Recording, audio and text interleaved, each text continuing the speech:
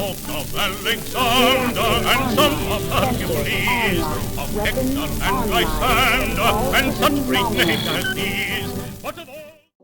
Hello and welcome to today's super quick view.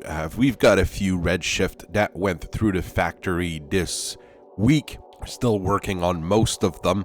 And this is one of those mechs that is probably going to be forgotten to time, mostly because it was part of the Word of Blake Jihad as a specialty mech.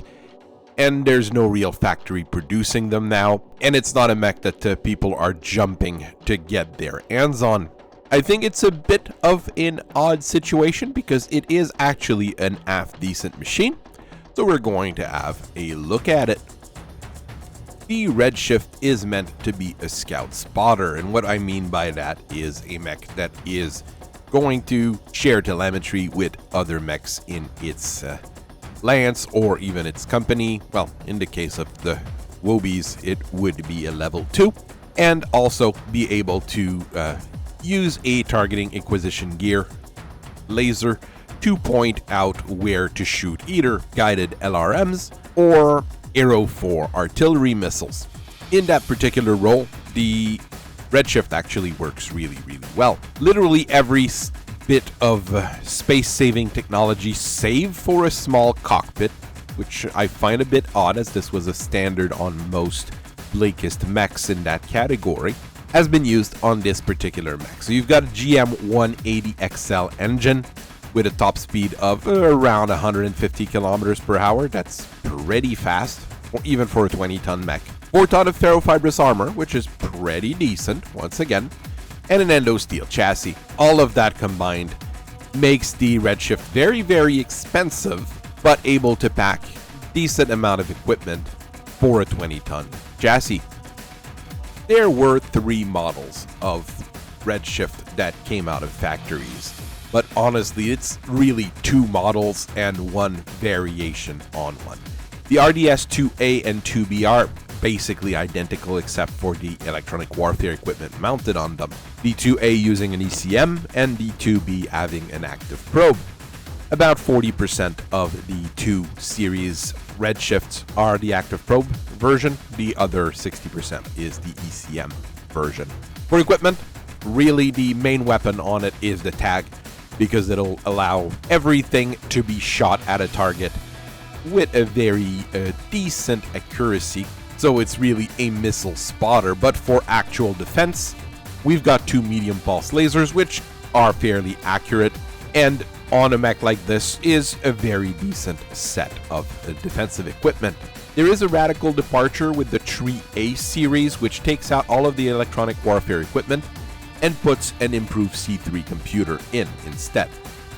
C3 eyes are fun because you don't need a master computer, you just need a bunch of people with C3 eyes installed, and they'll all share telemetry with a Redshift that's really fast. It's gonna let people that are at long range have short range targeting to be able to hit targets. For the lasers, it's replaced from the 2 medium pulse to a set of 4 ER medium lasers.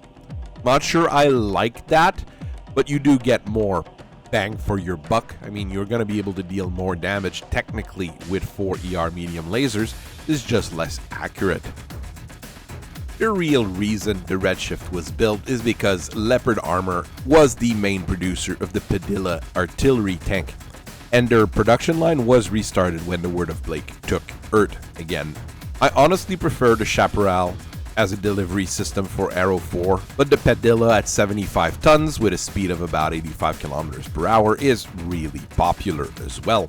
It carries a large amount of Arrow 4s, I think it's 6 tons worth of missiles, which gives it a very good longevity on the battlefield.